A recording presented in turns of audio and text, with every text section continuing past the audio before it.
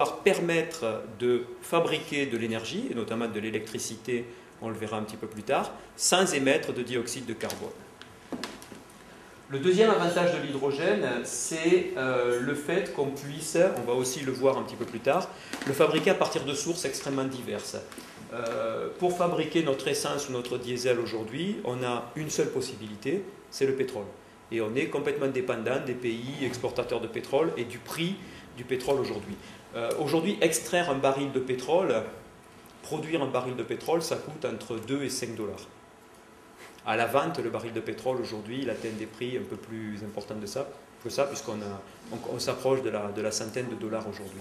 Donc, on est complètement dépendant de cette énergie, et l'avantage de l'hydrogène, c'est qu'on va pouvoir le fabriquer, le produire à partir de sources diverses et variées. On a des sources qui sont des sources fossiles, on peut avoir du gaz naturel, de la biomasse ou du charbon, mais aussi une autre chose extrêmement intéressante, c'est qu'on va pouvoir produire de l'hydrogène en électrolysant de l'eau et en utilisant uniquement de l'eau à la base comme source et de l'électricité.